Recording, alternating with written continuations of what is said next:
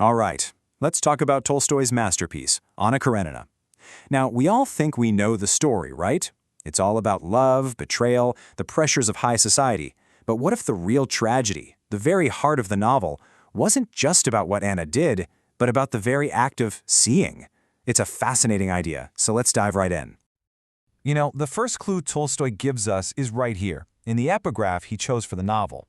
He's basically telling us from the very beginning, hey, you need to look deeper. The stuff you can see, the fancy parties, the dramatic affairs, all that high society drama, that's all temporary. The real story, the stuff that truly matters, is invisible. It's eternal. So that leads us to the big question for today. What if Anna Karenina's tragic downfall wasn't just about a forbidden love affair? What if it was actually caused by a destructive way of seeing and being seen? What if the whole book is really a critique of a world that judges everyone and everything based on appearances?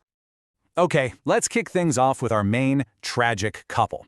Their story is just a perfect example of what we can call the possessive gaze. This is a way of looking at someone that isn't about connecting, but about conquering and owning.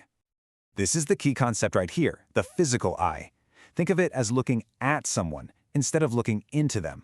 It's that quick scan we do, where we size someone up, categorize them, and basically reduce a whole complex person down to a few visual details. It's fast, it's super judgmental, and at the end of the day, it's all about power.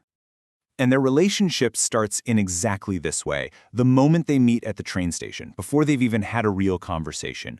Vronsky looks at Anna and just categorizes her. He instantly decides she belongs to high society.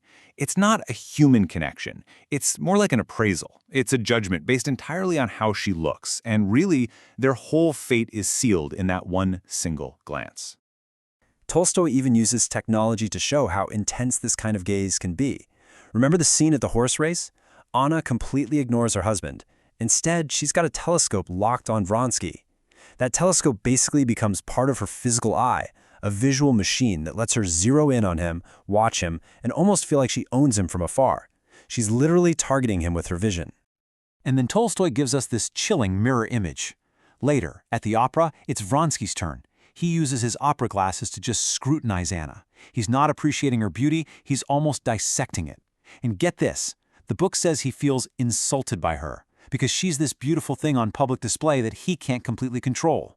See what's happening? They're both using these tools to turn a person into an object, a spectacle.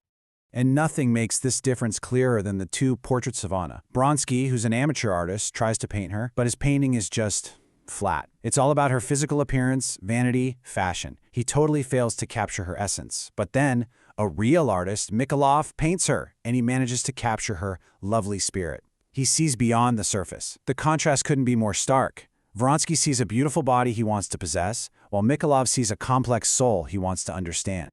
So it all builds up to this crucial point. Anna's tragedy is that she becomes nothing more than an object to be looked at. She's trapped by Vronsky's gaze, her husband's gaze, society's gaze. Everyone is just staring at her, judging her. And her final, desperate act, stepping in front of that train, it's not just an escape from her life. It's an escape from being seen. It's the only way she can finally become invisible. But Tolstoy is brilliant. He doesn't just show us the problem. He also shows us the solution. And he does that through the novel's other main couple, Kitty and Levin. Their whole relationship is built on a totally different way of seeing. So if Anna and Vronsky are all about the physical eye, Kitty and Levin are guided by the spiritual eye. This kind of gaze isn't looking to dominate. It's looking to understand.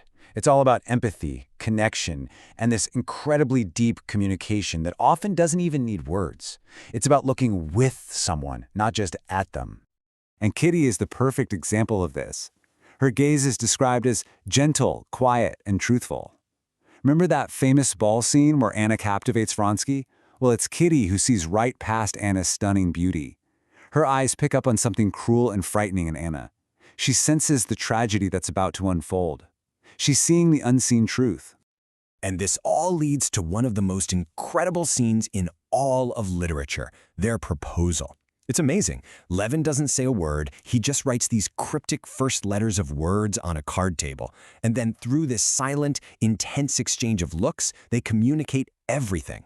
They reach this perfect, unspoken understanding just through their shared gaze. It's the ultimate win for the spiritual eye. It's a really beautiful idea, isn't it? This connection that's so deep, you don't even need words. But Tolstoy, he's a realist. And so he has to ask the question, is this spiritual vision perfect? Can you really know another person completely just by looking into their eyes? And the answer, maybe surprisingly, is no. Even for this ideal couple, sight has its limits.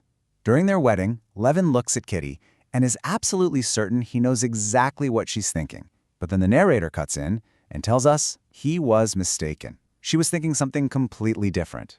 It's Tolstoy's subtle little warning to us. Even the most loving, empathetic gaze can get it wrong. True understanding needs something more. So, what does this all mean? We've got two couples, two completely different ways of seeing, and two wildly different outcomes. Tolstoy is weaving all of this together to give us a really powerful message about how we see the world, and more importantly, how we see each other. So here it is, side by side. You've got Anna and Vronsky's physical eye on one side. It judges, it tries to control, it turns people into objects, and it ultimately leads to destruction. And on the other side, you've got Kitty and Levin's spiritual eye. It tries to understand, to embrace, and it leads to a connection that, while not perfect, is real and has a chance to grow. You could almost boil it down to two competing philosophies. The world that Anna lives in basically operates on the idea that I see, therefore I judge. What you see is what you get. But the world Tolstoy seems to want us to strive for is one where I see, therefore I embrace. A world where seeing leads to empathy, not to condemnation. And that's Tolstoy's timeless warning for all of us. That old phrase, seeing is believing, he's telling us that's a dangerous idea. It can make us arrogant, right? It makes us think we know the whole story from just one glance, that our first impression is the absolute truth. And that, right there, is a recipe for disaster. At the end of the day, his message is this: real, lasting human connection just can't be based on sight alone. It demands that we go beyond what's visible, beyond the physical eye, and actually work to find those unseen truths in another person. And that takes patience and conversation and a whole lot of humility.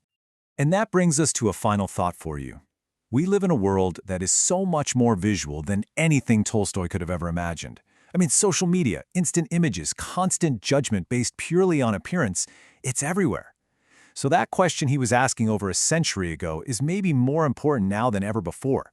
In this world of endless seeing and being seen, are you using a physical eye that judges or a spiritual eye that tries to connect? Where is your gaze directed?